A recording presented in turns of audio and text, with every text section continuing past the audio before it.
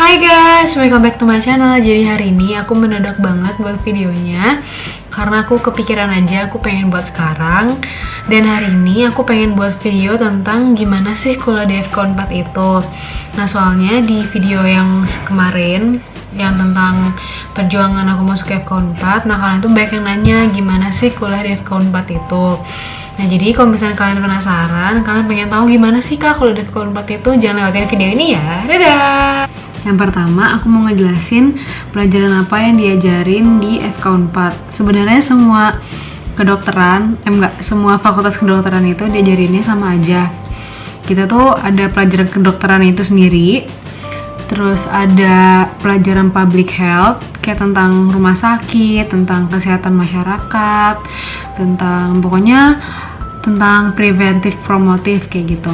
Terus yang kedua, kita juga belajar etika. Nah disitu etikanya bukan kayak etika kita makan gimana, tapi ini etika ke pasien. Jadi kita diajarin di sini gimana caranya komunikasi dengan pasien yang baik. Terus juga pokoknya kalau kedokteran itu kan banyak kayak masalah-masalah etik, kayak dokter itu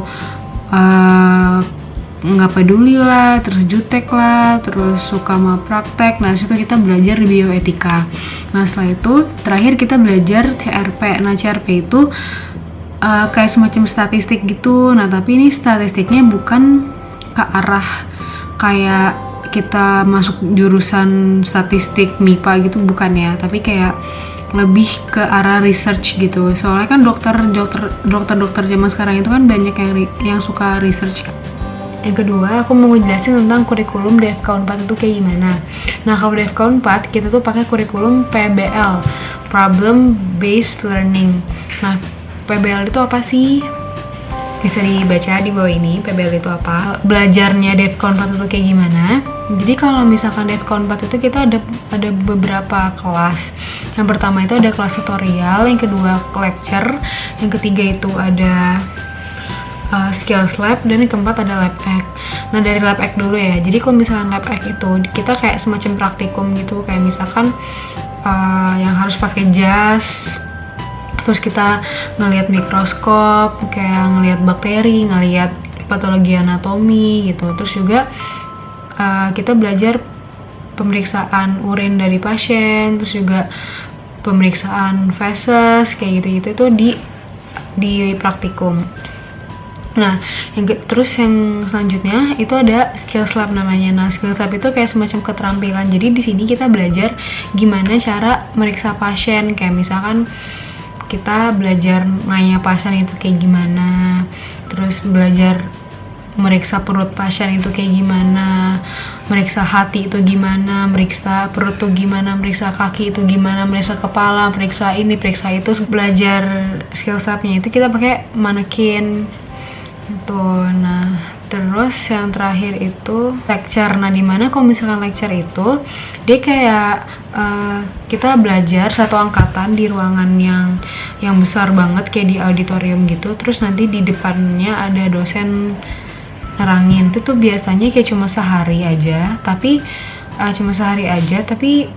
jam belajarnya tuh lama banget, kayak misalkan dari jam 8 sampai jam 2. Itu kalau misalkan lengkap datang semua ya dokternya. Kalau misalkan nggak lengkap ya kita bisa pulang lebih cepat gitu. Nah terus yang terakhir ini ada namanya tutorial. Nah tutorial itu kita kayak semacam dibagi kelompok gitu. Satu kelompok itu ada 11 orang. Nah nanti kita itu disuruh masuk ke dalam ruangan-ruangan gitu. Nah tutorial ini kan waktunya itu 2,5 jam ya. Jadi nanti selama 2,5 jam itu kita dikasih kertas gitu. Nah isinya itu kayak keluhan pasien. Nah dimana nanti keluhan pasien itu kita harus mikir, harus menganalisis pasien ini sakit apa gitu.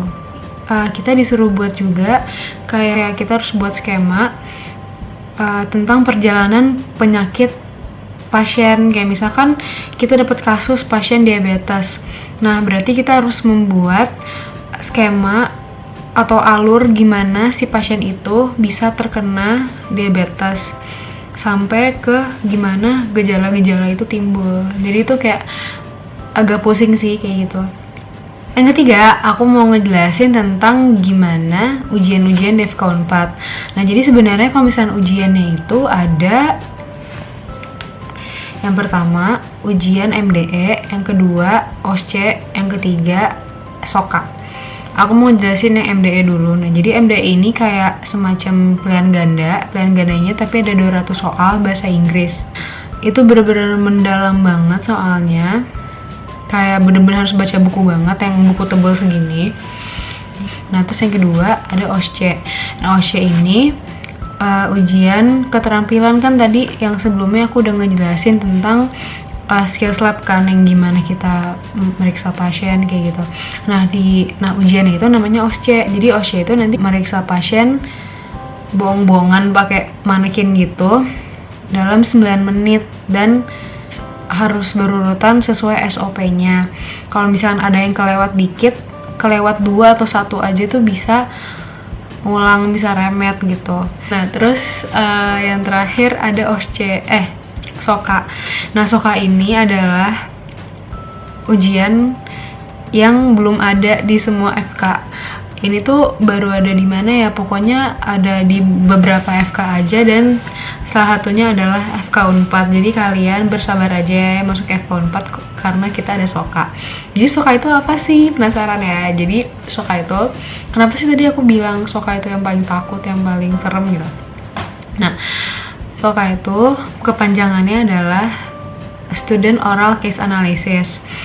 Nah, jadi pas kita SOKA, kita harus belajar 16 kasus, dan kita nggak tahu hari itu kita dapet kasus yang mana, dan kita harus hafal bener-bener basic science-nya dan juga penyakitnya dan juga jalan penyakitnya itu kayak gimana. Sebenarnya menurut aku pribadi ya itu sebenarnya gampang, tapi yang bikin susah apa coba? Yang bikin susah itu kayak kita nggak tahu hari H itu kita dapet yang mana. Jadi kayak udah deg-degan nggak sih, kayak kita nanti pas kita dapat nomor, terus kita lihat kita dapat kasus yang kita nggak bisa, itu gimana gitu kan, kayak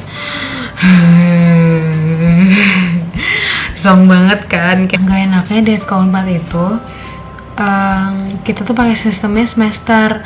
Nah, kalau misalkan di fakultas lain itu kan per blok kan, jadi satu blok selesai ujian, satu blok selesai ujian. Nah, kalau kita tuh enggak, jadi kita tuh kayak bener-bener nunggu 2 blok selesai baru ujian, 2 blok selesai ujian. Jadi sebenarnya enaknya DEFCA 4 tuh awal-awal nyantai, tapi nanti kalau misalnya pas udah mau ujian kita mati sendiri, berdai banget karena ujiannya itu bener-bener ditumpuk di akhir. Jadi kita harus nge-recall lagi materi-materi yang awal semester yang dipelajarin gitu. Nah, jadi itu aja yang mau aku jelasin ke kalian tentang FK 4. Nah, maaf banget kalau misalkan masih ada informasi-informasi yang menurut kalian kurang. Nah, tapi kalau misalnya kalian masih kepo, kalian bisa nanya ke aku lewat sosial media. Nanti bakal aku taruh di bawah ya.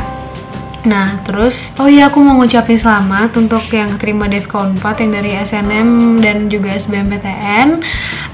Sampai ketemu nanti di DEFCA 4. Dadah!